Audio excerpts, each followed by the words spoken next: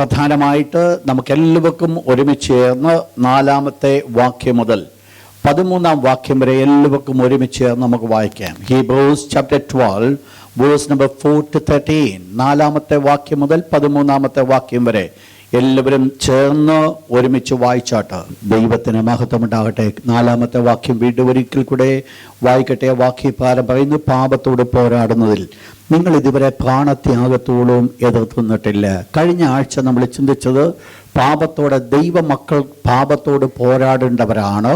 എന്നാൽ എബ്രായ വിശ്വാസികളെക്കുറിച്ച് പറയുന്ന അവർ ഇത്രമാത്രം വളരെ അനുഗ്രഹിക്കപ്പെട്ടവരാകുന്നുവെങ്കിലും പലതും ദൈവത്തിന് വേണ്ടി ചെയ്യുവാൻ അവർക്ക് സാധ്യമായെങ്കിലും പാപവുമായിരിക്കുന്ന ബന്ധത്തിൽ ഇതുവരെ അവർക്ക് ആ പൂർണ്ണമായിരിക്കുന്ന ജയം അവർക്ക് പ്രാപിക്കുവാനായിട്ട് സാധ്യമായില്ല. ഈ ഒരു വാക്യത്തിൽ ചില സമയത്തെങ്കിലും പാപത്തിനോ അവരെ തോൽക്കപ്പെടുവാനായിട്ട് കാരണമായിരിക്കുന്നുണ്ട്. കഴിഞ്ഞ ദിവസം നമ്മൾ ചിന്തിക്കുകയുണ്ടായി പാപത്തിൻ്റെതായിരിക്കുന്ന പ്രത്യേകത. കയ്യനോട് ദൈവം പറയുന്ന വേർഡിൽ കൂടാണ് നമ്മൾ ചിന്തിച്ചത്. കയ്യനെ, പാപം നിന്റെ വാതിൽക്കൽ കിടക്കുന്നു, അതിൻ്റെ ആഗ്രഹം നിങ്കലേക്കാകുന്നു, നീയോ അതിനെ കീഴടക്കണം. അപ്പോൾ കയ്യൻ ദൈവത്തിന് പ്രസാദമല്ലാത്തത് ചെയ്തപ്പോൾ, ദൈവത്തെ പ്രസാദിപ്പിക്കുവാനാണ് ചെയ്തതെങ്കിലും ദൈവത്തിന് പ്രസാദകരമല്ലാത്തത് ചെയ്തപ്പോൾ ഓട്ടോമാറ്റിക്കായിട്ട് കയ്യൻ്റെ മുൻപിൽ പാപം കിടക്കുകയാണ്. കയ്യൻ പാപത്തെ വിളിച്ചു വരുത്തിയില്ല. ദൈവത്തിന് പ്രസാദകരമല്ലാത്തത് കയ്യൻ ചെയ്ത സമയം തന്നെ പാപം കയ്യൻ്റെ മുമ്പിൽ കിടക്കുക. ശ്രദ്ധിക്കണം, ഞാൻ ഈ പറയുന്ന വേർഡ്. നമ്മളൊരു തെറ്റ് ചെയ്യണമെന്നല്ല ഇവിടെ പറയുന്നത്. ശരി ചെയ്യാതിരിക്കുന്നുവെങ്കിൽ പാപം നമ്മുടെ മുമ്പിൽ കിടക്കുക. പാപത്തിലോട്ടാണ് നമ്മൾ കാല് ചവിട്ടുവാനായിട്ട് പോകുന്നത്. അതാണ് നമ്മുടെ മുൻപിൽ നമ്മളെ വരവേൽക്കുവാൻ ഇടയായിത്തീരുന്നത്. ഇവിടെയാണ് ശരിയായിരിക്കുന്ന കാര്യങ്ങൾ എപ്പോഴും ചെയ്യേണ്ട ആവശ്യം നമ്മളിവിടെ കാണുന്നത്. കഴിഞ്ഞ ആഴ്ച നമ്മൾ ഇതിൻ്റെ ഹെഡിങ് നമ്മൾ എടുക്കുകയുണ്ടായി, the fatherly discipline, the example of fatherly discipline. അതാണ് നമ്മൾ 13-ാമത്തെ വാക്യം വരെ കാണുവാൻ സാധിക്കുന്നുവെങ്കിൽ ഇന്ന് രാത്രിയിൽ അതേ വിഷയത്തിൽ ഞാൻ മുൻപോട്ട് കടന്നു പോകുവാൻ ഞാൻ ആഗ്രഹിക്കുകയാണ്. പ്രത്യേകിച്ച് വളരെ പ്രാർത്ഥനയോടുകൂടെ ദൈവമക്കളായിരിക്കാൻ ഞാൻ ഓർപ്പിക്കട്ടെ. എന്താണ് ഇവിടെ പിതാവിൻ്റെ ഒരു ശിക്ഷണം? അതാണ് ഈ വാക്യത്തിൽ, ഈ പ്രത്യേകമായിരിക്കുന്ന വിഷയത്തിൽ നമ്മൾ വായിച്ച വാക്യത്തിൻ്റെ പ്രതിപാദ്യ വിഷയം അതാണ്. അപ്പനെ പോലെ ശിക്ഷിക്കുന്ന ഒരു ദൈവം.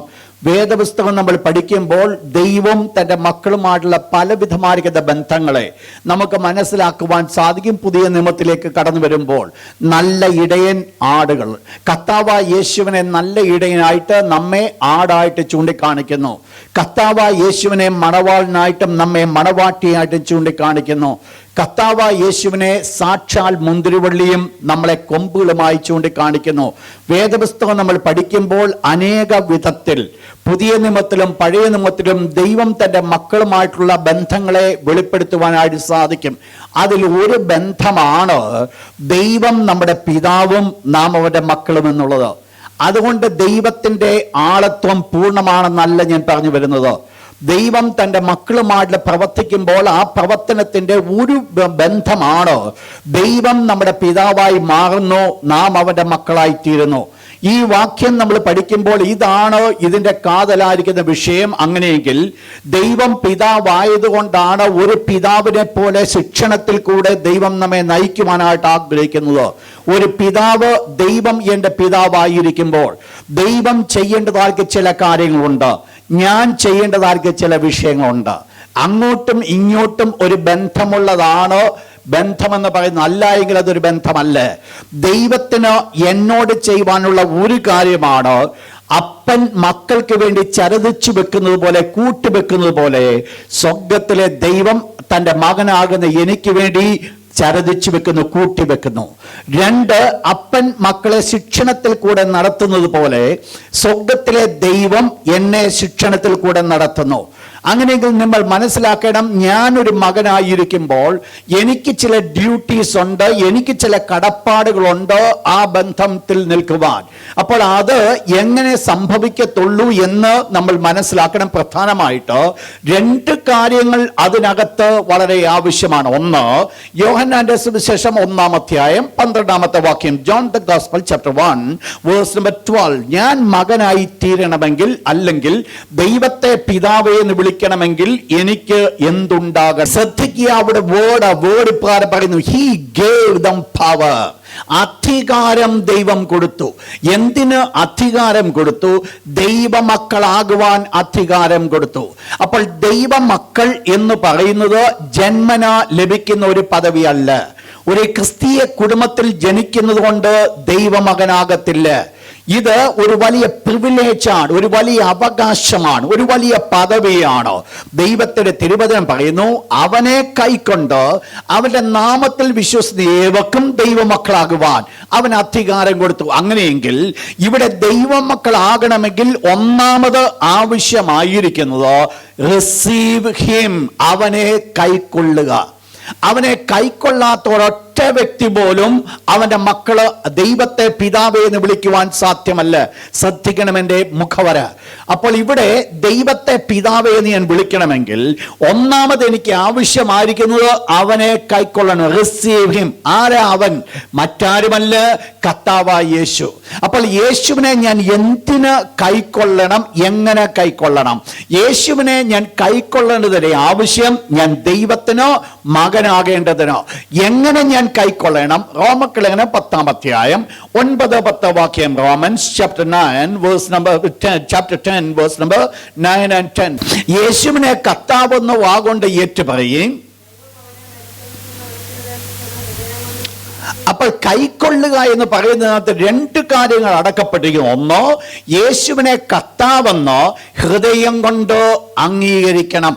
ഹൃദയം കൊണ്ട്. നിങ്ങൾക്കറിയാം കർത്താവ് എന്നുള്ള വേർഡിന്റെ അർത്ഥം the one who Leeds me. എന്നെ കർത്തൃത്വം നടത്തുന്നവൻ, എന്നെ ഭരിക്കുന്നവൻ, അല്ലെങ്കിൽ എന്നെ നയിക്കുന്നവൻ. അപ്പോൾ വെറുതെ ആ വേർഡ് പറയുവാൻ സാധ്യമല്ല. പിന്നെയോ തങ്ങളുടെ ജീവിതത്തിൽ ദൈവം തങ്ങളെ നയിക്കുവാനായിട്ട് ദൈവത്തിന്റെ കരങ്ങളിലേക്ക് സമർപ്പിച്ചു കൊടുക്കേണ്ടത് വളരെ ആവശ്യമാണ്. അങ്ങനെയെങ്കിൽ ഇവിടെയാണ് ഒരു വലിയ മാറ്റം കടന്നു വരുന്നത്. എന്ത്? കഴിഞ്ഞ നാളുകൾ വരെ ലോകപ്രകാരം ഞാൻ നടന്നുവെങ്കിൽ, എൻ്റെ സ്വന്തം ഇഷ്ടപ്രകാരം നടന്നുവെങ്കിൽ, ഈ സമയത്ത് ഞാൻ രണ്ടും വിട്ടുമാറ്റിയിട്ട് ദൈവത്തിന്റെ കരങ്ങളിലേക്ക് എന്നെ ഒന്ന് ഏൽപ്പിച്ചു കൊടുത്ത് ദൈവത്തോട് ഞാൻ പറയുകയാണ്, കർത്താവേ എന്നെ ഇന്നു മുതൽ നീ നയിക്കണം. അപ്പോൾ അത് ഞാൻ എന്ത് ചെയ്യുന്നു? എൻ്റെ ഹൃദയം കൊണ്ട് ഞാൻ വിശ്വസിക്കുന്നു, വാഗൊണ്ട് ഞാൻ ഏറ്റു. ഇതാണ് വീണ്ടും ജനനമെന്ന് പറയുന്നത്. ഇതാണ് ബോൺ അഗെയിൻ എക്സ്പീരിയൻസ്. ഇതാണ് വീണ്ടും ജനനത്തിന്റെ അനുഭവം. അപ്പോൾ യേശുക്രിസ്തുവിനെ കൈക്കൊള്ളാതെ ദൈവമക്കളാകുവാനുള്ള അധികാരം ലഭിക്കത്തില്ല. ശ്രദ്ധിക്കണം എൻ്റെ വേർഡ്.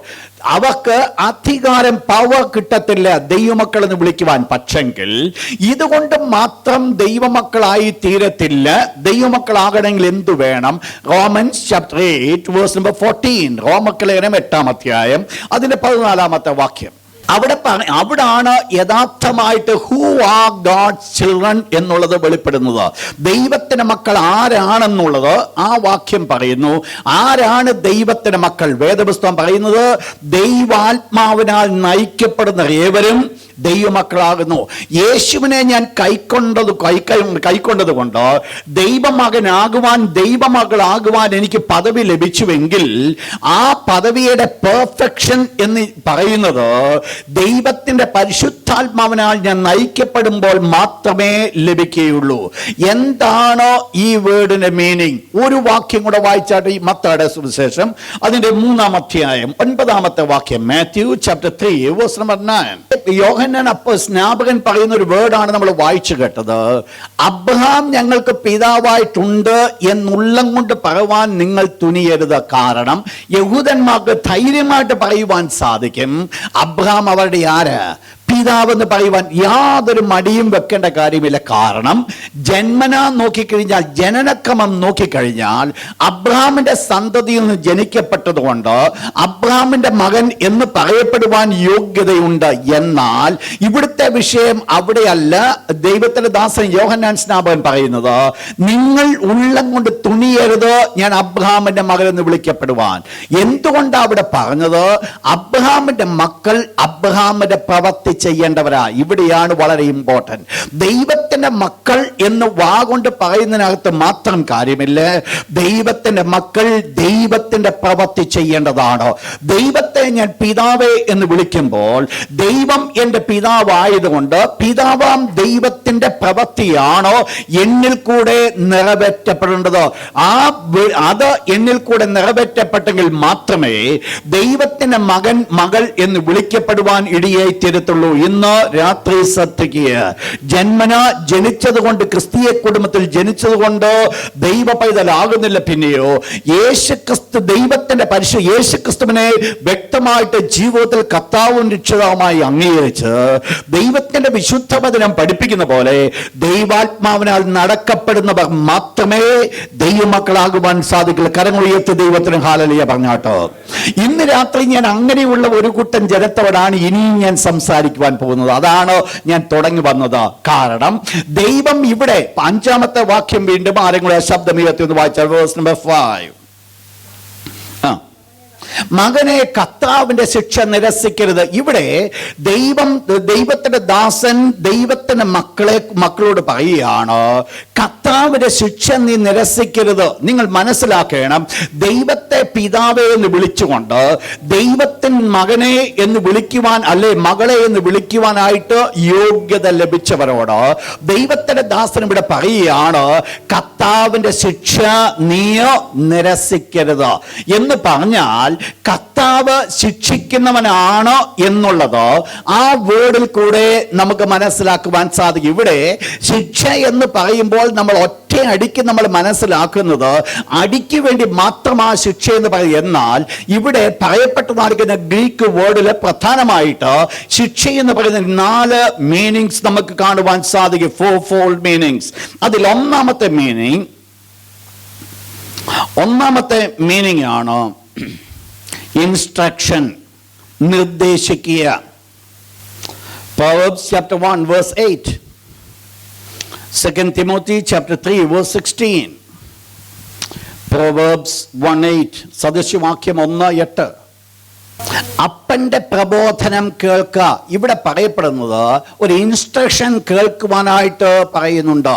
അപ്പോൾ ഇവിടെ ശിക്ഷ എന്ന് പറയുന്ന വേർഡിൽ വെറും അടികൊണ്ടുള്ള ശിക്ഷ മാത്രമല്ല, പിന്നെയോ ദ ഫസ്റ്റ് പാർട്ട് എന്ന് പറയുന്നത് ഒരു ഇൻസ്ട്രക്ഷൻ ആണ്. നിങ്ങൾക്കറിയാം 2 തിമോത്തി 3:16 അതേ കാര്യം പറയുന്നുണ്ട്. സകല ജ്ഞാനത്തിന്, വിവേകത്തിന്, നീതിയിലെ അഭ്യസനത്തിന് ഗുണകരമാണ് ദൈവത്തിന്റെ വചനം എന്ന് പറയുന്നു. വായിച്ചിട്ട് അതിന്റെ 2ാമത്തെ ഭാഗമാണ് ഡിസിപ്ലിൻ, അനുസരണം. ഒരു ശിക്ഷണ നടപടിയിലുള്ളതാണ് അനുസരണം, ഡിസിപ്ലിൻ. Hebrews chapter 12 verse 8, എബ്രായ 12:8. എല്ലാവരും പ്രാപിക്കുന്ന ബാലശിക്ഷ. ഇവിടെ പറയുന്നു ബാലശിക്ഷയെ കുറിച്ച് പറയുന്നു. ഇതെന്താ ഇവിടെ സംഭവിക്കുന്നത്? ഒരു ഡിസിപ്ലിനായിട്ട് മുൻപോട്ട് കടന്നു പോകുക. ഇവിടെ ഒരു അടിയോ ബഹളമോ അല്ല ഇവിടെ കാണുന്നത്, പിന്നെയോ ഒരു ഡിസിപ്ലിൻ. അപ്പൻ മകനെ അപ്പന്റെ ഹിതത്തിനനുസൃതമായിട്ട് വളർത്തുവാൻ ആഗ്രഹിക്കുമ്പോൾ അതിനനുസൃതമായിട്ട് അപ്പൻ ശിക്ഷണ നടപടിയിൽ കൂടെ ഒന്നുകിൽ പറയുക, ഇന്ന സമയത്ത് നീ വീട്ടിൽ വരണം, അല്ലെങ്കിൽ ഇന്നത് നീ ചെയ്യണം. അത് അടിയോ ബഹളമോ ഒന്നും അല്ല. പിന്നെ എന്താ അവിടെ സംഭവിക്കുന്നത്? ഒരു ഡിസിപ്ലിനിൽ കൂടെ പിതാവ് തന്റെ മകനെ നയിക്കുന്നു. അപ്പോൾ 2ാമത്തെ വിഷയമാണ് ഡിസിപ്ലിൻ. 3ാമത്തത് കറക്ഷൻ, ശരിയാക്കുന്നു, നേരെയാക്കുന്നു. കറക്ഷൻ എന്ന് പറയുമ്പോൾ ശ്രദ്ധിച്ചോണം, ഓൾറെഡി എന്ത് പറ്റി? തെറ്റ് പറ്റിയതാ. ഒരു കുഞ്ഞ് നമ്മുടെ മക്കൾ നമുക്ക് ഇഷ്ടമല്ലാത്തൊരു കാര്യം ചെയ്യുമ്പോൾ ആദ്യം പോയി നമ്മൾ അവരെ ഒന്ന് പിടിച്ച് അടിക്കത്തൊന്നുമില്ല. അവരെ നമ്മൾ എന്ത് ചെയ്യും? മോനെ, മോളെ എന്നൊക്കെ വിളിച്ചിട്ട് എന്താ പറയുന്നത്? കുഞ്ഞെ, നീ ഇത് ചെയ്യരുത്, ഇത് തെറ്റാണ്. എന്താ നമ്മൾ ചെയ്യുന്നത്? We are correcting them. അപ്പോൾ അപ്പൻ മക്കളോട് ചെയ്യുന്ന 3ാമത്തെ പ്രവൃത്തിയാണ് കറക്ഷൻ. Proverbs chapter 1 verse 23, സദൃശവാക്യം 1:23, എന്റെ ശാസനയ്ക്ക് തിരിഞ്ഞുകൊള്ളുവീൻ. അപ്പോൾ ദൈവം ശാസിക്കുവാനായിട്ട് ആഗ്രഹിക്കുന്നു. ആ ശാസനയ്ക്കകത്തൊരു ശിക്ഷയില്ല, പിന്നെയോ ജസ്റ്റ് ഒരു ശാസനയാണ്. ഒന്ന് കറക്റ്റ് ചെയ്യുവാൻ ആഗ്രഹിക്കുക. നമ്മൾ പോകുന്ന വഴി തെറ്റിപ്പോയെങ്കിൽ അല്ലെങ്കിൽ ശരിയായിരിക്കുന്ന സ്റ്റെപ്പ് എടുത്ത് വെക്കണമെങ്കിൽ ആ സ്റ്റെപ്പിനെ കുറിച്ച് ദൈവം നമ്മെ ഒന്ന് ശാസിക്കുന്നു. 4ാമത്തെ സ്റ്റെപ്പാണ് പണിഷ്മെന്റ്, വാർണിംഗ് അല്ലെങ്കിൽ മുന്നറിയിപ്പ്. അപ്പോൾ ഇവിടെ എന്ത് സംഭവിക്കുന്നു? ദൈവത്തിന്റെ ശിക്ഷ എന്ന് പറയുമ്പോൾ ദൈവത്തിന്റെ ദാസൻ പറയുന്നു, മകനെ എന്ത് നിരസിക്കരുത്. അവിടെ പറയപ്പെടുന്ന വേർഡ് കർത്താവിന്റെ ശിക്ഷ നീ നിരസിക്കരുത്. അപ്പോൾ ഈ 4 സ്റ്റെപ്പിൽ കൂടെയാണ് ദൈവം തന്റെ മക്കളെ നയിക്കുന്നത്. ഒന്നാമതായിട്ട് ദൈവം അവരെ ഇൻസ്ട്രക്ട് ചെയ്യുന്നു. രണ്ടാമതായിട്ട് ദൈവം അവർക്ക് എന്ത് കൊടുക്കുന്നു? രണ്ടാമത് ഡിസിപ്ലിനിലേക്ക് നടത്തുന്നു. മൂന്നാമതൊരു കറക്ഷൻ കൊടുക്കുന്നു. 4ാമതായിട്ട് ഒരു വാർണിംഗ് അല്ലെങ്കിൽ അതോടൊപ്പം തന്നെ ഒരു ശിക്ഷ നടപടികൾ. അപ്പോൾ ഇപ്രകാരമുള്ള 4 സ്റ്റെപ്പുകൾ കൂടെ കടന്നു പോകുമ്പോൾ നമ്മൾ മനസ്സിലാക്കണം, എന്താണ് ദൈവം ശിക്ഷിക്കുവാനുള്ള കാരണം? എന്തിന്? The reason for a God's child to suffer. എന്തിന് ഒരു ദൈവ പൈതൽ കഷ്ടം അനുഭവിക്കണം? എന്തിന് അവൻ കഷ്ടപ്പെടണം? നമ്മൾ മനസ്സിലാക്കി പ്രധാനമായിട്ട് 3 കാരണങ്ങളാണ് ഒരു ദൈവ പൈതൽ കഷ്ടം അനുഭവിക്കുവാനായിട്ട് കാരണമായിരിക്കുന്നത്. ഞാൻ പറയുന്നത് ലോകമക്കളോടല്ല, ഞാൻ പറഞ്ഞു വന്നത് യേശുവിനെ കൈക്കൊണ്ട് ദൈവാത്മാവിനാൽ നയിക്കപ്പെടുന്ന ദൈവത്തിന്റെ മക്കളോടാണ് ഞാൻ സംസാരിക്കുന്നത്. അവർ പ്രധാനമായിട്ട് 3 കാരണങ്ങൾ കൊണ്ട് സഫർ ചെയ്യേണ്ടതായിട്ട് വരുന്നു. ഒന്നാമത്തെ കാരണം, because of our own sin, നമ്മുടെ സ്വയപാപം കൊണ്ട്, നമ്മുടെ സ്വന്തം പാപം കൊണ്ട് നമ്മൾ കഷ്ടപ്പെടുന്നു. നമ്മൾ ദൈവമക്കളായി കഴിഞ്ഞാലും ദൈവത്തിൻ്റെ ആത്മാവിനാൽ നാം നയിക്കപ്പെടുന്നവരാണെങ്കിൽ തന്നെയും ചില സന്ദർഭങ്ങളിൽ നമ്മുടെ സ്വന്തം ഹിതത്തിനനുസൃതമായിട്ട് നമ്മൾ മുൻപോട്ട് പോയി പാപം ചെയ്യുവാനിടയായിത്തീരുന്നു. വായിച്ചോട്ട് വാക്യം 1 Peter chapter 2 verse number 20. 1 കൊരിന്ത്യർ 2-ാം അധ്യായം 20-ാമത്തെ വാക്യം. 1 Peter chapter 2 verse 20 and the second one 1 Corinthians chapter 11 verse 32. See, നിങ്ങൾ കുറ്റം ചെയ്തിട്ട് അടികൊള്ളുന്ന സഹിച്ചാൽ അപ്പോൾ എന്ത് ചെയ്യുന്നു? ദൈവത്തോട് കുറ്റം ചെയ്യുന്നവർക്ക് ദൈവം എന്ത് കൊടുക്കുന്നു? അടി കൊടുക്കുന്നു. ദൈവം അവരെ അടിക്കുന്നു. പല രീതിയിലായിരിക്കും. ഞാൻ അതിൻ്റെ ബേസിക് സ്റ്റെപ്പിലേക്കൊക്കെ ഞാൻ കടന്നു വരുന്നുണ്ട്. ദൈവം ശിക്ഷിക്കുന്ന വിധങ്ങളിലേക്ക് വരുന്നുണ്ട്. അപ്പോൾ ദൈവം എന്ത് ചെയ്യുന്നു? നിങ്ങൾ കുറ്റം ചെയ്തിട്ട് അടികൊള്ളുന്നത് സഹിച്ചാൽ എന്തോ യശസ്സുള്ളൂ എന്ന് പറഞ്ഞാൽ, കുറ്റം ചെയ്താൽ അതിനെന്തോ ഉണ്ട്?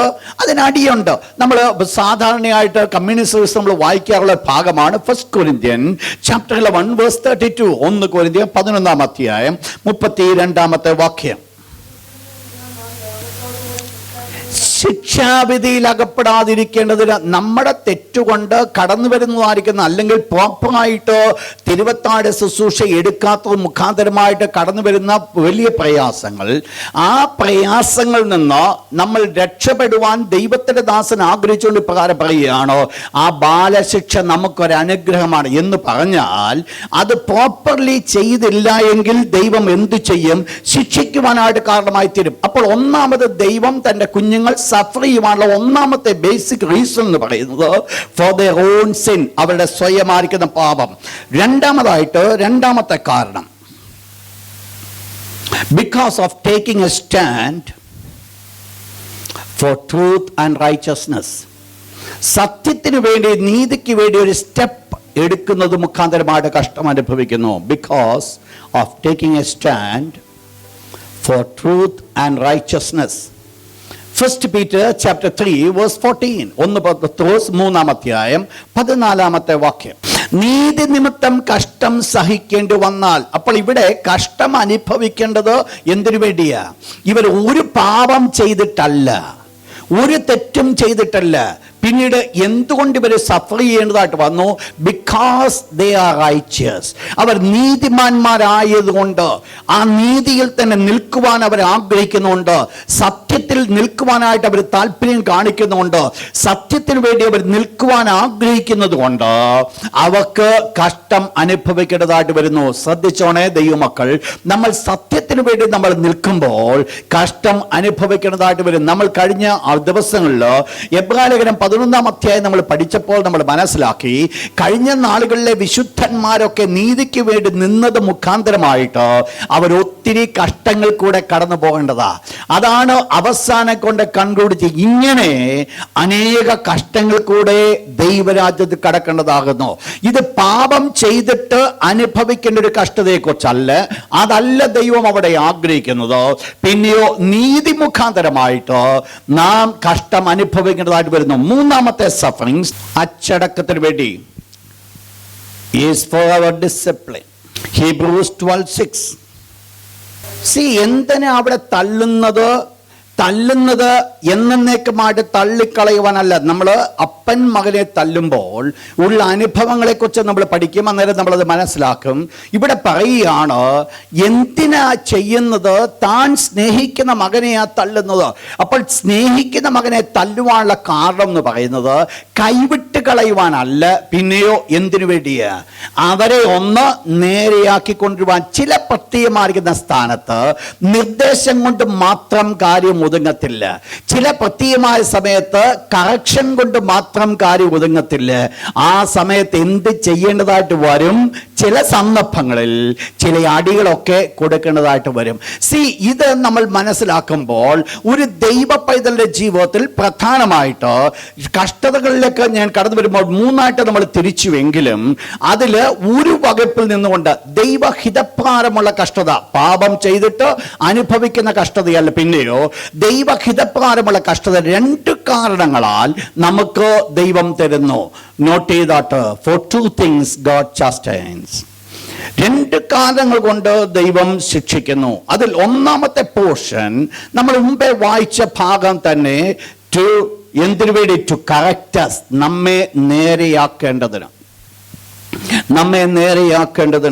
അപ്പോൾ നമ്മെ നേരെയാക്കേണ്ടതിന് വേണ്ടി എന്ത് ചെയ്യേണ്ടതായിട്ട് വരുന്നു? ദൈവം നമ്മളെ കറക്റ്റ് ചെയ്യേണ്ടതായിട്ട് വരുന്നു. നിങ്ങൾ സങ്കീർത്തനം Psalms 32 സങ്കീർത്തനത്തിലേക്ക് കടന്നു വന്നാട്ട് വേഴ്സ് 8 and 9, 8-9 വാക്യം ഒന്ന് വായിച്ച് ശ്രദ്ധയോടുകൂടെ വായിക്കണം. വളരെ വിലപ്പെട്ട മർമ്മങ്ങളുള്ളൊരു ചാപ്റ്റർ അത്. സങ്കീർത്തനക്കാരൻ ഇപ്രകാരം പറയുന്നു, ദൈവം പറയുകയാണ്, ഞാൻ നിന്നെ ഉപദേശിച്ച് നടക്കേണ്ടുന്ന പാത ഞാൻ നിനക്ക്. അപ്പോൾ ദൈവം തൻ്റെ മക്കൾക്ക് ഏത് പാതയിൽ നടക്കണമെന്നുള്ളത് ഞാൻ നിനക്ക് കാണിച്ചു തരും. താഴോട്ട്. അപ്പൊ ദൈവം എല്ലാവർക്കും ഈ കാര്യം ചെയ്തു കൊടുക്കുവാൻ ദൈവം ആഗ്രഹിക്കുന്നുണ്ട്. ഒന്ന്, ദൈവം ആലോചന പറഞ്ഞു തരുവാൻ ആഗ്രഹിക്കുന്നു. ദൈവം നമ്മെ നയിക്കുവാനായിട്ട് ആഗ്രഹിക്കുന്നു. എന്നാൽ താഴത്തെ വാക്യം, നിങ്ങൾ ബുദ്ധിയില്ലാത്ത കുതിരയും ആകരുത്. ആ മുകളിലത്തെ 8-ാമത്തെ വാക്യം എന്ന് പറഞ്ഞിട്ട് 9-ാമത്തെ വാക്യം ഇത് കണ്ടിന്യൂ ചെയ്യുമ്പോൾ ഇത് തമ്മിൽ വലിയ ബന്ധമുണ്ടെന്ന് നമുക്ക് കാണാം. ഒന്നാമത് 8-ാമത്തെ വാക്യം ദൈവം പറഞ്ഞു കൊടുക്കുന്നത് എന്തുവാ? ഞാൻ നിന്നെ ബുദ്ധി ഉപദേശിച്ചു, നിനക്ക് ആലോചന പറഞ്ഞ് ദൃഷ്ടി വെച്ച് നിന്നെ ഞാൻ വഴി നടത്തും. എന്നിട്ട് ദൈവം പറയുകയാണ്, നീ ആരാകരുത്? ബുദ്ധിയില്ലാത്ത കുതിരയും കോപക്കഴുതയും പോലെ ആകരുത്. അപ്പോൾ എന്താകാൻ പറ്റും? ബുദ്ധിയില്ലാത്ത കുതിരയോ കോപക്കഴുതയോ ആകാൻ പറ്റും. എന്താണ് ഇതിൻ്റെ വിഷയം? എന്താ ഇവിടെ സംഭവം? നിങ്ങൾക്കറിയാം, ഒരു കുതിരപ്പുറത്തൊരു വ്യക്തി ഇരുന്ന് കഴിഞ്ഞാൽ അദ്ദേഹത്തിനൊരു എയിമുണ്ട്. ഇപ്പോൾ എന്നെ ഇവിടെ പിടിച്ച് കുതിരപ്പുറത്തിരുത്തി എന്നെ അബുദാബിക്ക് വിടാൻ പോവാ. എനിക്ക് അബുദാബിക്ക് പോകേണ്ട റൂട്ട് എന്താണെന്ന് എനിക്കറിയാം. പക്ഷെങ്കിൽ ഈ റൂട്ടിലേക്ക് ഈ കുതിര ഒന്ന് ചെല്ലണമെങ്കിൽ ഞാൻ മുകളിലിരിക്കുന്ന എൻ്റെ കയ്യിൽ എന്തുകൂടെ വേണം? ഒരു കടിഞ്ഞാണൂടെ വേണം. ഈ കടിഞ്ഞാൺ എന്താ വാസ്തവത്തിൽ ചെയ്യുന്നത്? എൻ്റെ ഉദ്ദേശം എന്താണെന്നുള്ളത് കുതിരയ്ക്ക് അറിയത്തില്ല. അതിൻ്റെ വഴി കൂടെ പോകാൻ പറ്റും. അതിന് ഇപ്പോഴത്തെ കമ്പ്യൂട്ടർ സിസ്റ്റം പോലെ എല്ലാം പ്രോഗ്രാം ചെയ്തല്ല വെച്ചിരിക്കുന്നത്. അത് എങ്ങോട്ട് വേണമെങ്കിലും അങ്ങോട്ട് പോകാൻ പറ്റും. ദുബായിൽ നിന്ന് തുടങ്ങിക്കഴിഞ്ഞാൽ അത് വേണമെങ്കിൽ ഷാർജ ചെല്ലാൻ പറ്റും. പക്ഷേ ഞാൻ എയിം ചെയ്യുന്ന അബുദാബിയിലേക്ക് ചെല്ലണമെന്നുണ്ടെങ്കിൽ ഞാൻ ചെയ്യേണ്ട ഒരു കാര്യമുണ്ട്. ഇത് അബുദാബി റൂട്ട് മാറിപ്പോകുമ്പോൾ ഞാൻ എന്തോ ചെയ്യും? സ്വാഭാവികമായിട്ട് അതിനെ കടിഞ്ഞാടുന്ന് വലിക്കും. ഈ കടിഞ്ഞാണ് വിട്ട് വലിക്കുമ്പോൾ ഓട്ടോമാറ്റിക്കായിട്ട് ഈ കുതിരയ്ക്ക് അത് സന്തോഷത്തിൻ്റെ അനുഭവമല്ല, അതൊരല്പം വേദന കൊടുക്കുന്ന അനുഭവമാണ്. ഈ വേദന കിട്ടുമ്പോൾ അതിനറിയാം, ഈ മേളിയിരിക്കുന്നവൻ്റെ ഹിതപ്രകാരമല്ല ഞാൻ പോകുന്നത്, മറ്റേതോ വഴിയാണ് ഞാൻ പോകുന്നത്. ഉടനെ എന്ത് ചെയ്യുന്നു? അതിൻ്റെ റൂട്ട് ചേഞ്ച് ചെയ്യുന്നു. നിങ്ങൾ മനസ്സിലാക്കണം, ഇതാണ് ദൈവത്തിൻ്റെ മക്കളോട് ദൈവത്തിൻ്റെ ദാസൻ പറഞ്ഞത്. നിങ്ങൾ ബുദ്ധിയില്ലാത്ത കുതിരയും കോപക്കഴുതയും പോലെ ആകരുത്. അവയുടെ ചമയങ്ങളായ കടിഞ്ഞാട് മുഖപ്പട്ടയും കൊണ്ട് അവയെ അടക്കി വരുന്നു, അല്ലെങ്കിൽ അവ നിനക്ക് സ്വാധീനമാകയില്ല. അപ്പോൾ ചില സന്ദർഭങ്ങളിൽ ദൈവത്തിന് നമ്മളെ സ്വാധീനമാക്കണമെങ്കിൽ ദൈവം എന്ത് ഉപയോഗിക്കേണ്ടതായിട്ട് വരും. ചില മുഖപ്പട്ടയൊക്കെ ദൈവം ഒന്ന് ഉപയോഗിക്കേണ്ടതായിട്ട് വരും. ചില സന്ദർഭങ്ങളിൽ നമ്മുടെ എല്ലാവരുടെയും ജീവിതത്തിൽ പിന്നോട്ട് നോക്കിയാൽ നമുക്കെല്ലാവർക്കും ഈ അനുഭവങ്ങൾ പറയുവാനായിട്ട് സാധിക്കും. നമുക്ക് ആർക്കും ഈ അനുഭവം ഇല്ലെങ്കിലും യോനയെ ഒന്ന് വിളിച്ചു ചോദിച്ചാൽ യോനയ്ക്ക് ഈ അനുഭവം പറയാൻ പറ്റും. സ്വർഗത്തിലെ ദൈവം യോനയെ നിനവയിലേക്ക് അയച്ചുവെങ്കിൽ നിനവയിൽ നിന്നുള്ള കൺസെപ്റ്റ് മാറ്റിക്കൊണ്ട് തർശീശിലേക്ക് പോകുവാൻ ഇടിയായിട്ടിരുന്ന യോനയെ സ്വർഗത്തിലെ ദൈവം ഒരു ചൂണ്ട് കയറ് കൊണ്ട് വലിച്ച് അവസാനം എവിടെ കൊണ്ട് എത്തിച്ചു? എന്താ ഇത്? വേണ്ടായിരുന്നു. ഈ മത്സ്യത്തിന്റെ വയറ്റിൽ കിടക്കേണ്ട ഒരാവശ്യവുമില്ല. ഉള്ള ഈ സാമാനങ്ങൾ മുഴുവൻ നഷ്ടപ്പെടുത്തി കളയേണ്ട ഒരാവശ്യമില്ല. യോനെ, നീ നേരത്തെ അങ്ങ് അനുസരിച്ചിരുന്നുവെങ്കിൽ, നിന്റെ പുറത്തിരിക്കുന്നവന്റെ ഹിതം നീ മനസ്സിലാക്കി അവന്റെ ഹിതത്തിനനുസൃതമായിട്ട് നീ മുൻപോട്ട് പോയിരുന്നുവെങ്കിൽ ഇതിന് ഒന്നും ആവശ്യമുണ്ടാകത്തില്ല. പക്ഷെങ്കിൽ എന്ത് സംഭവിച്ചു? ഈ മുകളിൽ ഇരിക്കുന്നവന്റെ ഹിതപ്രകാരം പോകുവാൻ മനസ്സില്ലാഞ്ഞതുകൊണ്ട് ഇവിടെ എല്ലാം വേദനിച്ച് നടക്കേണ്ടതായിട്ട് വന്നു. നിങ്ങൾ മനസ്സിലാക്കണം, ഈ മത്സ്യത്തിന്റെ വയറ്റിൽ കിടന്നപ്പോൾ സുഖമായിരിക്കുന്ന 4 നേരം ഭക്ഷണം കഴിച്ചുകൊണ്ട് ഇരിക്കുന്ന യോനയല്ല നമ്മളിവിടെ കാണുന്നത്. യോന വാവിട്ട് പ്രാർത്ഥനയിൽ കൂടെ നിലവിളിക്കുക. ഞാൻ ഈ പാതാളത്തിൽ കിടന്ന് ഞാൻ നിലവിളിക്കുന്നു പറഞ്ഞുകൊണ്ട് ദൈവത്തോട് നിലവിളി. കാരണം തൻ്റെ ഉള്ളിൻ്റെ അവസ്ഥ എന്താണെന്ന് നമുക്കറിയത്തില്ല. നമ്മൾ ചിന്തിച്ചത് വലിയ തിമിംഗലമാ, തിമിംഗലത്തിന് ഉള്ളിൽ പുള്ളി കിടന്നു കഴിഞ്ഞാൽ നല്ല പട്ടുമത്തെ കിടക്കുന്ന അനുഭവം. അതൊന്നും ആയിരുന്നില്ല അവിടുത്തെ അനുഭവം. വേദനയിൽ കൂടെ കടന്നു പോകേണ്ടതായിരിക്കും വന്ന യോനയുടെ ജീവിതത്തിൽ. എന്താ സംഭവിച്ചത്? അവിടെ വെച്ച് യോനയെ ദൈവം ഒരുക്കിയെടുക്കുകയായിരുന്നു. എന്തിനു വേണ്ടി? ഒരുക്കും നിനവയിലേക്ക് കടന്നു ചെല്ലുവാൻ. ഇന്ന് രാത്രി മനസ്സിലായിക്കോണം, ദൈവം നമ്മുടെ മുഖത്ത് നമ്മുടെ പുറത്തിരിപ്പുണ്ടെങ്കിൽ ദൈവത്തെ ഞാൻ കർത്താവേ എന്നോ ദൈവത്തിന്റെ പരിശുദ്ധാത്മാവിനാൽ നയിക്കപ്പെടുന്നുവെന്ന് ഞാൻ പറയുകയോ ചെയ്യുന്നുവെങ്കിൽ, മുകളിലിരിക്കുന്നവർ ഇഷ്ടപ്രകാരം നടന്നു വന്നില്ല എങ്കിൽ, അതിന് ഇഷ്ടപ്രകാരം മുൻപോട്ട് കടന്നു പോകുന്നില്ല എങ്കിൽ, ചില സന്ദർഭങ്ങളിലെങ്കിലും ദൈവം മൂക്ക് കയറി പിടിക്കുമെന്നുള്ളത് മനസ്സിലാക്കിക്കോണം. ദൈവത്തിന് ഹിതപ്രകാരം നടക്കുന്നില്ല, എന്നാൽ ഈ മൂക്ക് ഇടുമില്ല, വേദനയില്ല എങ്കിൽ ഒരു കാര്യം മനസ്സിലാക്കണം, ദൈവം ഓൾറെഡി നമ്മളെ തള്ളിക്കളഞ്ഞുവെന്ന. നിങ്ങൾ ബാലശിക്ഷ സഹിക്കുന്നില്ല എങ്കിൽ നിങ്ങൾ മക്കളല്ല, കൗലടയന്മാരത്രേ. അപ്പോൾ മക്കളാണെങ്കിൽ എന്തുണ്ടാകും? അപ്പൻ മക്കളെ കറക്റ്റ് ചെയ്യേണ്ടത് ആവശ്യമായതുകൊണ്ട് അപ്പന്റെ കറക്ഷൻസ് എപ്പോഴും മക്കൾക്കുണ്ടായിരിക്കും. ഒന്ന് മനസ്സിലാക്കണം, ജീവിതത്തിൽ ദൈവത്തിന്റെ മുൻപിൽ നിന്നുകൊണ്ട് ഒരു സമർപ്പണം ഒന്ന് എടുക്കുവാൻ സാധിക്കുമെങ്കിൽ അതിനകത്തൊരല്പം ദോഷമൊക്കെ ഉണ്ടെങ്കിലും ഒരു വലിയ അനുഗ്രഹമുണ്ട്. എന്തായിരിക്കും? മൂക്ക് കയർ ഒരല്പം വേദനയാണെങ്കിലും ഒരു കാര്യം തീരുമാനിക്കുവാൻ സാധിക്കുമെങ്കിൽ, എന്റെ ദൈവമേ, you are my father, I am your son, you lead me according to it. നീ ആ വചനത്തിന്റെ അടിസ്ഥാനത്തിൽ എന്നെ നയിക്കണമേ എന്ന് പ്രാർത്ഥിച്ചു കഴിഞ്ഞാൽ മുകളിൽ ഇരിക്കുന്നവരുടെ മൂക്ക് പല സന്ദർഭങ്ങളിൽ പിടിക്കപ്പെടുവാൻ ഇടയായിത്തീരും. പക്ഷെ ഒന്ന് മനസ്സിലാക്കിയോടെ, മൂക്ക് ഒരിക്കലും എനിക്ക് വേദന മാത്രമല്ല, താൽക്കാലികമായിരിക്കുന്ന വേദന എനിക്ക് വലിയൊരു അനുഗ്രഹമായിരിക്കും. എന്താ വേണ്ടത്? ഒരു സമർപ്പണം. എന്ത് സമർപ്പണ വേണ്ടതോ ദൈവത്തോട് പറയുക, യു ആർ മൈ ഫാദർ, നീ എന്റെ പിതാവാണ്, ദാറ്റ്സ് ഓൾ. നീ എന്റെ പിതാവാണ്, ഞാൻ നിന്റെ മകൻ. ആ ബന്ധത്തിൽ എന്നെ നയിക്കണമെന്നോ വെറുതെ എന്ന് തീരുമാനിക്കരുത് കേട്ടോ. ഒന്ന് മനസ്സിലാക്കണം, ഈ അപ്പൻ എന്ത് ചെയ്യുന്നതാ? മേടിയിരുന്ന് കൂടെ മൂക്കെ പിടിക്കും. ശ്രദ്ധിച്ചോണം. ആ വേദന സഹിക്കുവാനായിട്ട് കഴിവുള്ളവർ, അതിനുവേണ്ടി ഒരുക്കപ്പെടുന്നവര്, എനിക്കല്പം വേദന കിട്ടിയാലും വേണ്ടില്ല സ്വർഗത്തിൽ പോകണമെന്ന് ആഗ്രഹിക്കുന്നവര് ഈ ഒരു തീരുമാനമെടുത്താൽ വളരെ നല്ലതാ. ദൈവത്തിന്റെ വലിയ കരങ്ങൾ കാണുവാൻ സാധിക്കും. സാധിക്കും. എന്തിനാ ദൈവം ഇവിടെ ചെയ്യുന്നുവെന്ന് നമ്മൾ പറയുന്നത്, നമ്മൾ വായിച്ച ഭാഗത്തിൽ നമ്മൾ കണ്ടത്, ദൈവം എന്ത് ചെയ്യുന്നു? കറക്ഷൻ ചെയ്യുന്നു. ദൈവം എന്തിനാ നമ്മളെ അതിനുവേണ്ടി നയിക്കുന്നത്? നമ്മുടെ ജീവിതത്തെ ഒന്ന് ക്രമീകരിക്കുവാൻ, ഫോർ ദ കറക്ഷൻ. അപ്പോൾ മനസ്സിലാക്കണം, ദൈവത്തിന്റെ ശിക്ഷ എന്ന് പറയുന്നത് നമ്മളെ ഒന്ന് കറക്റ്റ് ചെയ്യുവാനാ. ശിക്ഷിക്കപ്പെടുന്ന സമയത്ത് നമ്മൾ മനസ്സിലാക്കണം, ദൈവം എന്തൊക്കെയോ എൻ്റെ ജീവിതത്തിൽ ചെയ്യുവാൻ ആഗ്രഹിക്കുന്നു. അതിൽ കൂടെ ഒരു കാര്യം കൂടെ നമ്മൾ മനസ്സിലാക്കണം, ഒരു ദൈവ പൈതലിന്റെ ജീവിതത്തിൽ വെറുതെ ഒന്നും സംഭവിക്കത്തില്ല. വെറുതെ പോയിട്ട് കല്ലെ തട്ടാനോ വെറുതെ പോയിട്ട് ഒരു പനി വരാനോ ഒന്നും ഒരു ദൈവത്തിന്റെ ജീവിതത്തിൽ സാധിക്കത്തില്ല. ഒരു ദൈവ പൈതലിന്റെ ജീവിതത്തിൽ സ്വർഗ്ഗത്തിൽ ദൈവം അലവ് ചെയ്യാതെ ഒരു കാര്യവും സംഭവിക്കത്തില്ല. എങ്കിൽ എൻ്റെ ജീവിതത്തിൽ എന്ത് സംഭവിച്ചാലും സ്വർഗ്ഗത്തിൽ ദൈവത്തിന് അനുവാദമുണ്ട് എന്നുള്ളത് ഇന്ന് രാത്രി അത് മനസ്സിലാക്കണം. വേദവസ്തു ഇപ്രകാരം പറയുന്നു, അതെ, ദൈവം അറിയാതെ യാതൊന്നും എൻ്റെ ജീവിതത്തിൽ സംഭവിക്കുന്നില്ല. അങ്ങനെയെങ്കിൽ എന്നെ പ്രൊട്ടക്ട് ചെയ്ത് നിർത്തിയിരിക്കുന്ന സ്വർഗ്ഗത്തിലെ ദൈവം, ആ ദൈവത്തിന്റെ കരങ്ങൾ ഞാൻ ആയിരിക്കുമ്പോൾ ആ ദൈവത്തിന്റെ കരങ്ങൾക്കുള്ളിൽ ഒരു കറക്ഷന് വേണ്ടി ഏൽപ്പിച്ചു കൊടുക്കുവാൻ സാധിക്കുമെങ്കിൽ ദൈവത്തിന്റെ വലിയ കരങ്ങൾ കാണുവാൻ സാധിക്കും. അപ്പോൾ ഈ ദൈവം എന്തിനാ ശിക്ഷിക്കുന്നത്? ഒന്നാമതായിട്ട് ദൈവം നമ്മളെ എന്ത് ചെയ്യാൻ ആഗ്രഹിക്കുന്നു? കറക്റ്റ് ചെയ്യുവാൻ ആഗ്രഹിക്കുന്നു. കറക്റ്റ് ചെയ്യുവാൻ ആഗ്രഹിക്കുമ്പോൾ എന്ത് വന്നു? ആരോടാ ഇത് പറഞ്ഞത്? നിങ്ങൾ മനസ്സിലാക്കണം. 32-ാം സംഗീതത്തിന്റെ 8-ാമത്തെ വാക്യം വളരെ മനസ്സിലാക്കണം. ആ വേർഡ് പറഞ്ഞത്, നിങ്ങൾ എന്ത് ചെയ്യാൻ, എങ്ങനെ ഞാൻ നിങ്ങളെ നയിക്കുമെന്നാ പറഞ്ഞത്. ഞാൻ നിനക്ക് ദൃഷ്ടി വെച്ച് ആലോചന പറഞ്ഞു തരും. അപ്പോൾ ദൃഷ്ടി വെച്ച് ദൈവം ആലോചന പറഞ്ഞു തരുമ്പോൾ ആ ദൃഷ്ടി വെച്ചുള്ള ആലോചന അനുസരിക്കുവാൻ മനസ്സില്ലാതെ വിട്ടുമാറ്റപ്പെടുമ്പോഴാണ് ഈ മൂക്കപ്പെടുത്തമൊക്കെ നടക്കുന്നത്. അല്ലാത്തവരെ ദൈവം അടിക്കേണ്ട കാര്യങ്ങളൊന്നുമില്ല.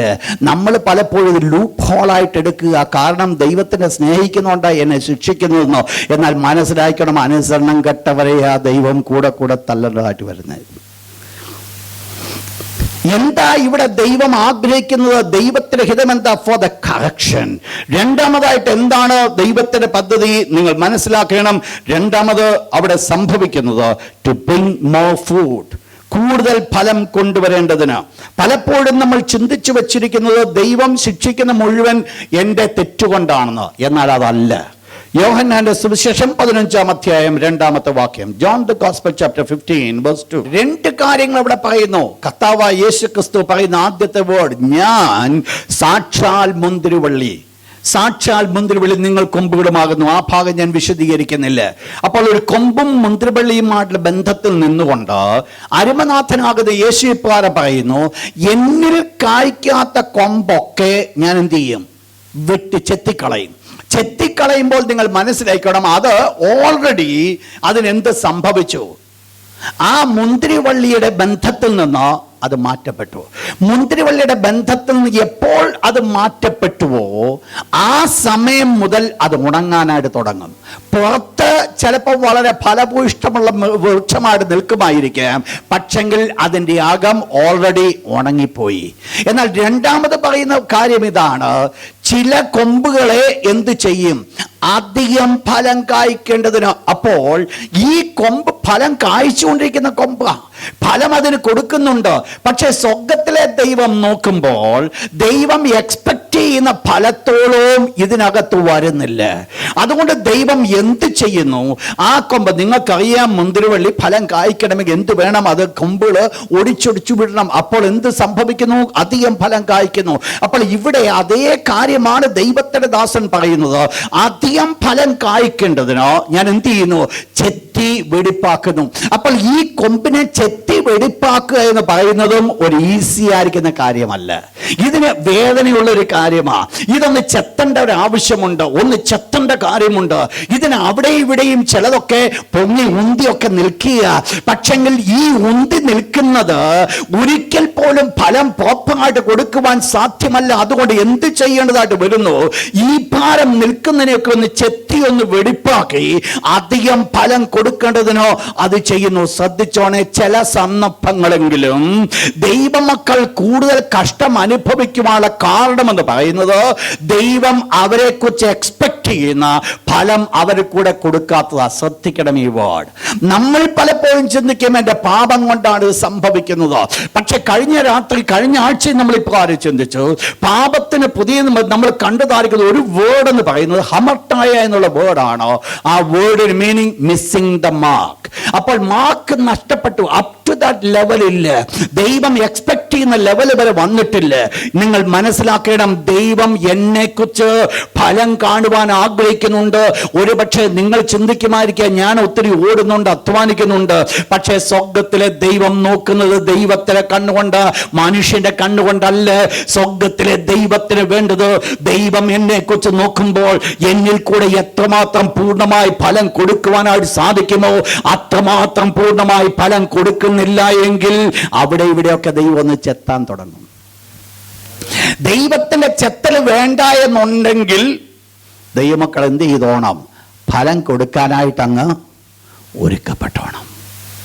ദൈവകൃപ പ്രാപിച്ചിട്ട്, ദൈവത്തിന്റെ ശക്തി പ്രാപിച്ചിട്ട്, ദൈവത്തിന്റെ ആത്മാവിനെ പ്രാപിച്ചിട്ട് ഇന്നും മടുത്ത് ഇരിക്കുന്നുവെങ്കിൽ, ഇന്നും യാതൊന്നും ചെയ്യാതിരിക്കുന്നുവെങ്കിൽ, അല്ലെങ്കിൽ ഇത്രത്തോളം മതിയെന്ന് പറഞ്ഞുകൊണ്ട് ഇരിക്കുന്നുവെങ്കിൽ ഒരു കാര്യം മറന്നു കളയരുത്. ഒന്നുകിൽ നമ്മുടെ ദൈവം നല്ല പിതാവാണെങ്കിൽ, ഇപ്പോഴും ആ പിതാവുമായിരിക്കുന്ന ബന്ധമുണ്ടെങ്കിൽ, ഞാൻ വരുന്നുണ്ട് അടുത്ത വിഷയത്തിലേക്ക്, ബന്ധം നിൽക്കുന്നുവെങ്കിൽ അവിടെ ദൈവം നമ്മളെ കറക്റ്റ് ചെയ്ത് നേരെയാക്കും. അല്ല എങ്കിൽ ദൈവം നമ്മളെ അങ്ങ് സദൃശ്യമാക്കി ഇപ്രകാരം വായിക്കുന്നു. 29 അധ്യായത്തിന്റെ 1 വാക്യം, കൂടെ കൂടെ ശാസന കേട്ടിട്ടും ശാഠ്യം കാണിക്കുന്നവൻ നീക്കുപോക്കില്ലാതെ പെട്ടെന്ന് നശിച്ചു പോകും. അപ്പോൾ കൂടെ കൂടെ ശാസന കേട്ടു. അപ്പോൾ ഒന്നിൽ കൂടുതൽ പ്രാവശ്യം ദൈവം അരുളി ചെയ്തു, കുഞ്ഞെ നീ പോകുന്ന വഴി തെറ്റാ, നിനക്കിതല്ല വേണ്ടത്, നിനക്കിതിനേക്കാൾ വലുത് വേണം. എന്നാൽ ഈ വാക്കുകൾ കേട്ടിട്ടും ഞാനതിനെ നെഗ്ലക്ട് ചെയ്ത് മുൻപോട്ട് പോയാൽ ദൈവത്തിന്റെ തിരുവചനം പറയുന്നു, അവൻ നീക്കുപോക്കില്ലാതെ പെട്ടെന്ന് നശിക്കും. അവന്റെ നാശം എന്ന് പറയുന്നത് ഇമ്മീഡിയറ്റ് ആയിരിക്കും. ആരും അറിയത്തില്ല എപ്പോഴായി ഈ നാശം കടന്നു വരുന്നെന്നോ. ഇത് ആരെക്കുറിച്ച് പറയുന്നു? നിങ്ങൾ മനസ്സിലാക്കണം, പാപം ചെയ്യുന്ന വ്യക്തിയെക്കുറിച്ചും ദൈവം ആഗ്രഹിക്കുന്ന ലെവലിൽ ഫലം കൊടുക്കാത്തവരെ കുറിച്ചും ദൈവത്തിന്റെ കൺസെപ്റ്റ് ഇത് തന്നെയാണ്. ദൈവം ആഗ്രഹിക്കുന്ന ഫലം എന്നിൽ കൂടെ വെളിപ്പെടുവാൻ സാധിക്കാതെ വരുമ്പോൾ, ദൈവം കൂടെ കൂടെ എന്നോട് കൽപ്പിക്കുന്ന ആ സമയത്ത് എന്നോട് അറിയിക്കുമ്പോൾ, ആ ദൈവത്തിന്റെ അരുളപ്പാട് ഞാൻ അറിയാതെ ഞാൻ മിണ്ടാതിരിക്കുന്നു എങ്കിൽ ദൈവത്തിന്റെ ശിക്ഷയായിരിക്കും എന്റെ ജീവിതത്തിൽ വരുന്നത്. എന്തായിരിക്കും ദൈവം ചെയ്യും? നിങ്ങൾ മനസ്സിലാക്കണം, ദൈവം വളരെ പേഷ്യന്റ് ആയിട്ട് കാത്തിരിക്കുന്ന ഒരു ദൈവമാണ്. ഇത്രമാത്രം ക്ഷമയുള്ള ഒരു ദൈവത്തെ പോലെ മറ്റാരെങ്കിലും ഉണ്ടോ എന്ന് നമുക്ക് അറിയത്തില്ല. So patiently he is waiting for us. അവൻ നമുക്ക് വേണ്ടി ക്ഷമയോടെ കാത്തിരിക്കുന്ന ദൈവമാണ്. ദൈവം ഈ ലാസ്റ്റ് സ്റ്റെപ്പിലേക്ക് കൊണ്ടുപോകണമെങ്കിൽ അതിന് മുൻപ് 3 കാര്യങ്ങൾ ചെയ്തിട്ടാണ് 4ാമത്തെ സ്റ്റെപ്പിലേക്ക് ദൈവം കൊണ്ടുപോകുന്നത്. ശ്രദ്ധിക്കണം, ഞാൻ പറഞ്ഞ വേർഡ് നീക്കുപോക്കില്ലാതെ പെട്ടെന്ന് നശിപ്പിക്കുന്നതിന് മുൻപായിട്ട് 3 കാര്യങ്ങൾ ദൈവം ചെയ്തിട്ടാണ് 4ാമത്തെ വിഷയത്തിലേക്ക് ദൈവം കൊണ്ടുപോകുന്നത്. നോക്കിയാട്ടെ, എന്താണ് 4 ഡീലിംഗ്സ് ഓഫ് ഗാഡ് വിത്ത് മാൻ. മനുഷ്യനുമായിരിക്കുന്ന ബന്ധത്തിൽ ദൈവത്തിന്റെ 4 വിധമായിരിക്കുന്ന ഡീലിംഗ്സ്. അതില് 1ാമത്തെ വിഷയമാണ് ഞാൻ ഈ ഭാഗം എടുക്കുന്നത് ജോബ് ചാപ്റ്റർ 33 നിന്നാണ്. 33 ഇവിടെ എലിഹു ഇയ്യോബിനോട് പറയുന്ന ഒരു വേർഡാണ് ഇതിന്റെ പശ്ചാത്തലം. ഇയ്യോബിന്റെ സ്നേഹിതന്മാരിൽ ഒരുവനായിരുന്ന എലിഹു, ഇയ്യോബുമായിട്ടുള്ള സംവാദം. മറ്റെല്ലാ 3 കൂട്ടുകാരും ഒന്നും ചെയ്യുവാൻ പറ്റാതായപ്പോൾ അവസാനമായിട്ട് എലിഹു എഴുന്നേറ്റ് പറയുന്ന കാര്യങ്ങളാണ് നമ്മുടെ പശ്ചാത്തലം.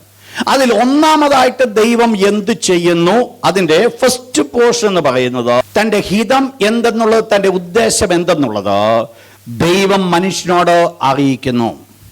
അതിനാധാരമായിട്ട് Job chapter 33 verse number 14 to 18, 14 മുതൽ 18 വരെയുള്ള വാക്യങ്ങൾ ഒന്ന് വായിച്ചാട്ടെ. ദൈവം 1-2 വട്ടം ദൈവം അരുളി ചെയ്യുന്നു. ശ്രദ്ധിച്ചോണം, മനുഷ്യനത് കൂട്ടാക്കുന്നില്ല. അപ്പോൾ ഓഡിബിൾ വോയിസോ അല്ലെങ്കിൽ മറ്റേതെങ്കിലും വിധത്തിലോ ദൈവം 1-2 പ്രാവശ്യം അരുളി ചെയ്തു. ദൈവം അരുളി ചെയ്തിട്ടും എന്ത് ചെയ്യുന്നു? തിരിഞ്ഞു കിടന്ന് ഉറങ്ങുന്നു. മനുഷ്യനത് കൂട്ടാക്കുന്നില്ല. അതിനെക്കുറിച്ച് മനുഷ്യൻ വില കൊടുക്കുന്നില്ല. നിങ്ങൾ മനസ്സിലാക്കണം, നല്ല രീതിയിൽ ദൈവം ഒന്ന് സംസാരിച്ചിരുന്നുവെങ്കിൽ ചാടി എഴുന്നേറ്റ് എല്ലാ കാര്യവും അന്നേരം ഒരുപോലെ ചെയ്തേനെ. പക്ഷെ എന്താ ഇപ്പം ചെയ്യാത്തത്? ദൈവം വിട്ടുകൊടുക്കുക. 1-2 വട്ടം ദൈവം അരുളി ചെയ്തു, മനുഷ്യൻ കൂട്ടാക്കുന്നില്ല. ഇത് കഴിയുമ്പോൾ ദൈവം എന്ത് തുടങ്ങുന്നു? വായിച്ചു. ഗാഢനിദ്ര മനുഷ്യക്കുണ്ടാകുമ്പോൾ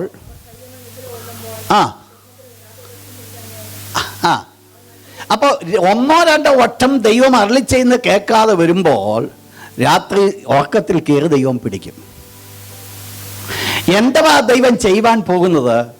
ഒന്നാമത് ദൈവം ചെയ്യുന്നത് ഗാഢനിദ്രയുടെ മധ്യ നല്ല ഭയങ്കര ഉറക്കമാണ്.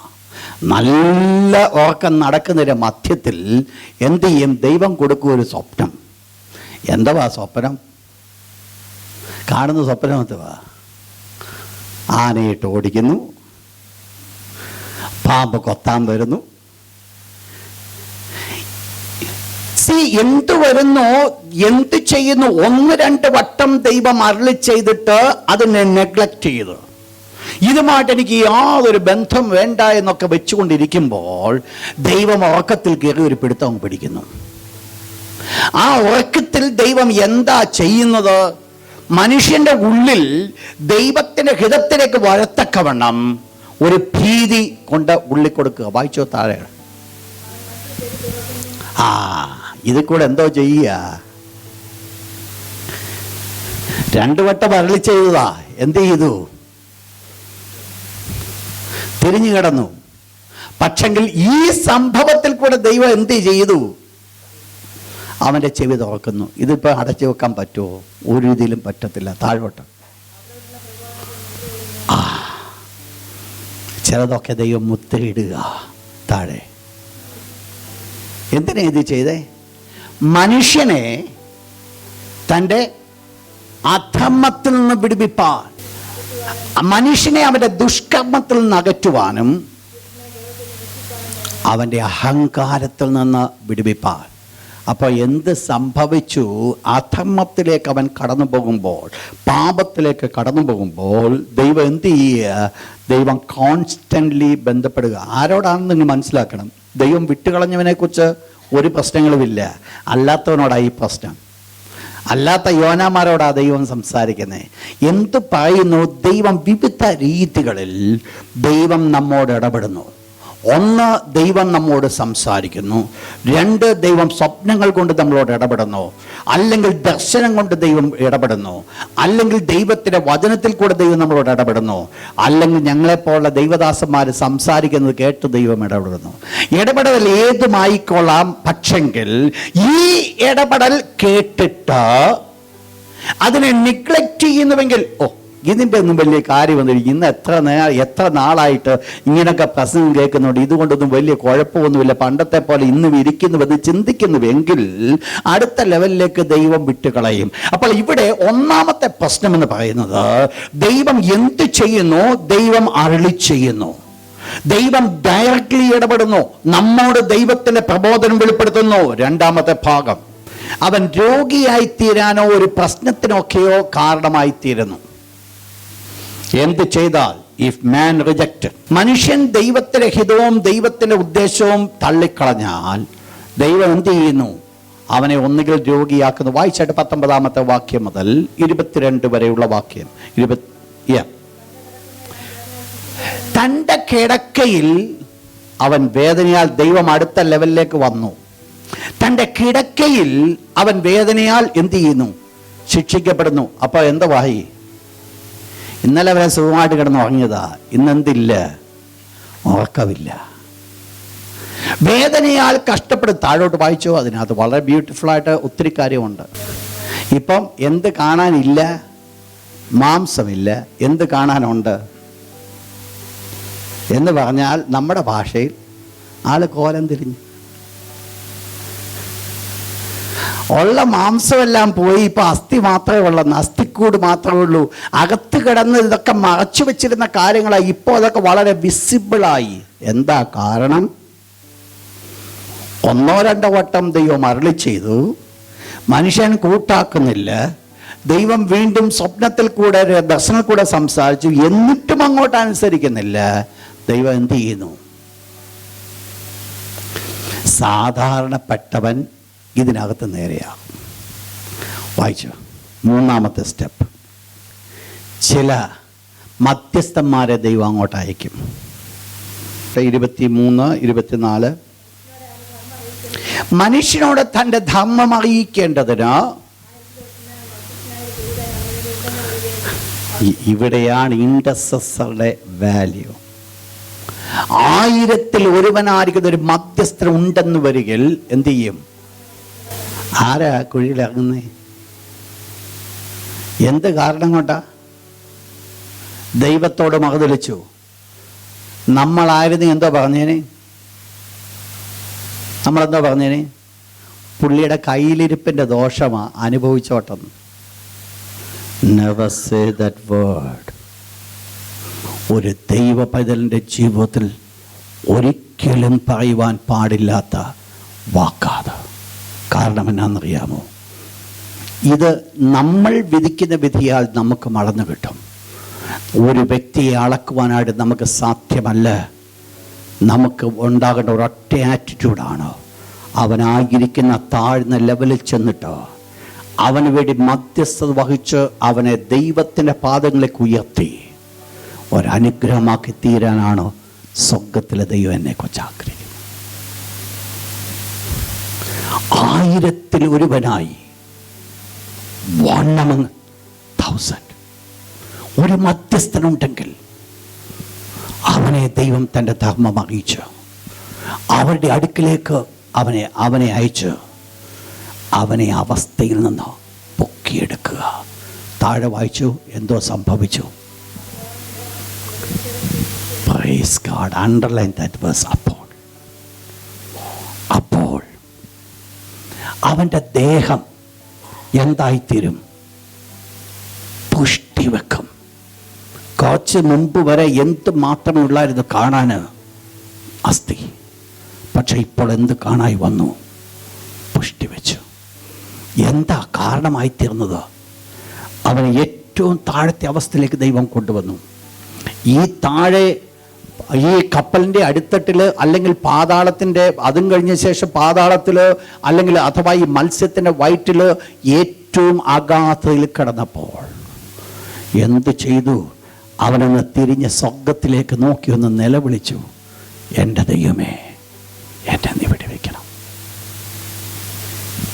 നിങ്ങൾ ശ്രദ്ധിക്കുക, സ്വർഗത്തിലെ ദൈവം ആ ഒരവസരത്തിന് വേണ്ടി കാത്തിരിക്കുകയായിരുന്നു അവനെ പുഷ്ടിവെച്ച് അനുഗ്രഹിപ്പിക്കുവാൻ. തള്ളിക്കളയണമായിരുന്നു, നശിപ്പിച്ച് കളയണമായിരുന്നു, ദൈവത്തിന് അവിടെ വെച്ച് നശിപ്പിക്കാമായിരുന്നു. ഇന്ന് രാത്രി ദൈവത്തിൻ്റെ തിരുവചനം കേൾക്കുന്ന ഒരു കാര്യം മറന്നു കളയരുത്. ദൈവം ഒരിക്കലും എന്നെ നശിപ്പിച്ച് കളയുവാൻ ആഗ്രഹിക്കുന്നില്ല. ഏത് താഴത്തെ അവസ്ഥയിലേക്ക് ദൈവം കൊണ്ടുവന്നുവോ, ഈ ഭാഗത്ത് വെച്ച് റിയലൈസ് ചെയ്യുന്നുവെങ്കിൽ, ദൈവത്തെ ഞാൻ മനസ്സിലാക്കുന്നുവെങ്കിൽ, ദൈവത്തിൻ്റെ ഹിതം ഞാൻ മനസ്സിലാക്കുന്നുവെങ്കിൽ, ഒരു പക്ഷെങ്കിൽ പക്ഷിയെപ്പോലെ നിന്റെ ശരീരം മുഴുവൻ രോമങ്ങൾ വളർന്ന് ചിറക് വെച്ച് ഇരിക്കുന്നൊരവസ്ഥയായിരിക്കുക. എന്നാൽ ആ സ്ഥാനത്ത് നിന്റെ കണ്ണ് സ്വർഗത്തിലേക്കൊന്ന് തിരിക്കുമെങ്കിൽ, നെബൂഖദ്നേസർ രാജാവിനെ തിരികെ കൊട്ടാരത്തിലേക്ക് കൊണ്ടുവന്നവൻ എന്നെയും നിങ്ങളെ തിരികെ കൊട്ടാരത്തിൽ കൊണ്ടുപോകാൻ ശക്തൻ. ഞാൻ പറഞ്ഞു മനസ്സിലായോ? ചരിത്രം പറഞ്ഞതാ. നെബൂഖദ്നേസർ തൻ്റെ സ്വന്തം ബുദ്ധിയിൽ ആശ്രയിച്ചപ്പോൾ ഒരു മൃഗത്തെ പോലെ ആയിത്തീർന്നുവെങ്കിൽ, ആ മൃഗത്തെ പോലെ ആയിത്തീർന്ന സ്ഥാനത്ത് കടന്നുകൊണ്ട്, ദ വെരി ലോവർ സ്റ്റേജ്, ആ സ്റ്റേജിൽ കടന്നുകൊണ്ട് ദൈവത്തിൻ്റെ പൊന്മുഖത്തേക്ക് നോക്കി, എൻ്റെ ദൈവമേ, നീയാണ് സകലം നയിക്കുന്നത്, നീയാണ് സകലത്തിൻ്റെ സൃഷ്ടാവ്, എന്നെയും നയിക്കുക. രാജാക്കന്മാരുടെ മേല്, ചക്രവർത്തിമാരുടെ മേല് അധികാരമുള്ളത് നീ എന്ന് മനസ്സിലാക്കിക്കൊണ്ട് സ്വർഗത്തിലെ ദൈവത്തിന് മുഖത്തേക്ക് നോക്കി, അധികാരം ദൈവമേ, നീയാണ് എൻ്റെ മേൽ അധികാരമെന്ന് ഏൽപ്പിച്ചു കൊടുത്ത ആ രാത്രി, ആ ദിവസം അവൻ്റെ വിടുതലായിരുന്നു. യോന മത്സ്യത്തിന്റെ വയറ്റിൽ കിടന്ന് അയ്യം വിളിച്ചതായ സ്ഥാനത്ത് നീയല്ലാതെ എന്നെ രക്ഷിപ്പാൻ മറ്റാരുമില്ലെന്ന് അയ്യം വിളിച്ചപ്പോൾ ആ ഏറ്റവും അഗാധ കൂപത്തിൽ കിടന്ന ആ സമയം സ്വർഗത്തിലേക്ക് നോക്കി വിളിച്ച സമയമായിരുന്നു അവരുടെ വിടുതലിന്റെ സമയം. നിങ്ങളുടെ വിടുതലിന്റെ സമയം ഏതാണെന്നറിയാമോ? ഈ ആയിരിക്കുന്ന ഈ അവസ്ഥയിൽ ഇരുന്നുകൊണ്ട് സ്വർഗത്തിലേക്ക് കണ്ണുകൾ തിരിച്ചുകൊണ്ട് ദൈവത്തോട് പറയുവാൻ സാധിക്കുമെങ്കിൽ, ദൈവമേ, നീയാണോ എൻ്റെ അധികാരി, നീയാണോ എന്നെ നയിക്കുന്നവൻ, നീയാണോ എന്നെ നടത്തുന്നവൻ, നിന്റെ കരങ്ങളിലേക്ക് ഞാൻ ഏൽപ്പിച്ചു തരുന്നത് പറഞ്ഞുകൊണ്ട് നിലവിളിക്കുമെങ്കിൽ ദൈവത്തിൻ്റെ കരങ്ങൾ അവിടെ കാണും.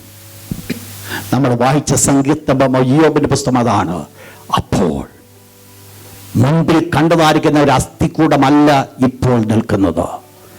കഴിഞ്ഞ നാളുകളെ പോലെ പുഷ്ടിവെച്ച് ശ്രേഷ്ഠമേറിയ അവസ്ഥയിലേക്ക് കൊണ്ടുവരുവാൻ ഈ ദൈവം ശക്തൻ. ശ്രദ്ധിച്ചോണം ഈ ഒരു വേർഡ്, ദൈവത്തിൻ്റെ ഹിതമല്ല ഇന്ന് ഞാൻ ഈ രീതിയിൽ കഷ്ടപ്പെടും എന്നുള്ളത്.